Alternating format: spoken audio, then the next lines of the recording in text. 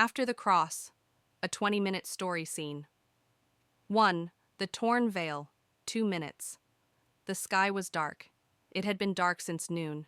As Jesus gave his final breath, "It is finished," a deep shuddering silence fell. But then, a roar like thunder cracked through the silence. Far away in Jerusalem, deep in the heart of the temple, priests were performing the Passover rituals. Suddenly, the ground trembled beneath them. The great, heavy veil that hung before the most holy place, a thick curtain said to be as wide as a man's hand, ripped, not from bottom to top, from top to bottom. Gasps echoed through the temple. This veil was meant to keep sinful man out of God's pure presence. And now, it hung in 2 pieces, torn by something, or someone, far greater than human hands. It was as if heaven declared, "The separation is over. Come in." Scene 2. The earthquake and the dark sky, 4 minutes. Back on the hill of Golgotha, the earth moaned. The centurion, a hardened Roman soldier who had overseen countless executions, steadied himself as the ground trembled. Rocks split. The sky remained an eerie black, like nightfall had come far too soon. The wind howled. Lightning cracked in the distance, and even the soldiers, tough as nails, stood frozen in awe. The centurion looked up at the broken, lifeless body of Jesus. The expression on his face wasn't just pain, it was peace, power, completion.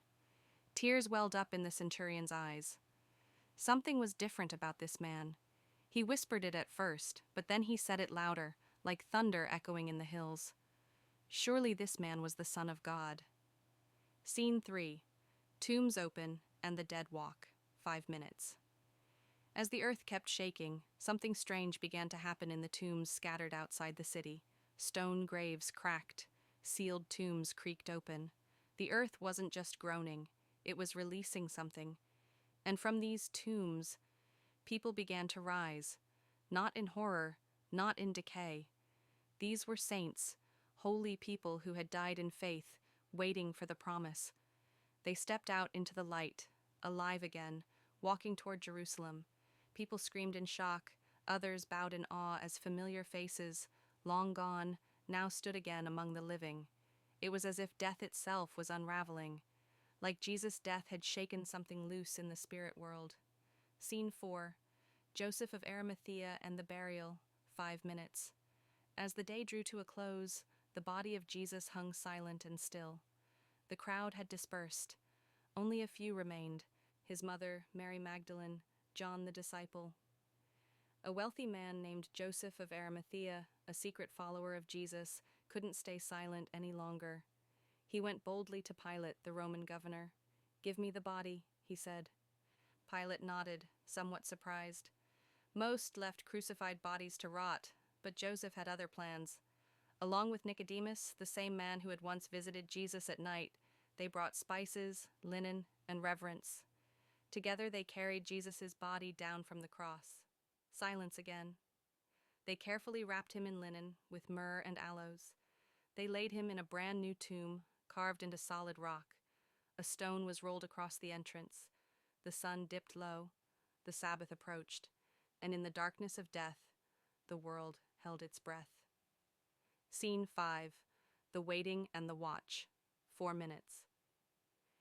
The next day the religious leaders, fearful that Jesus' disciples might steal the body, asked Pilate to post guards at the tomb. "Seal it," they said. "Secure it."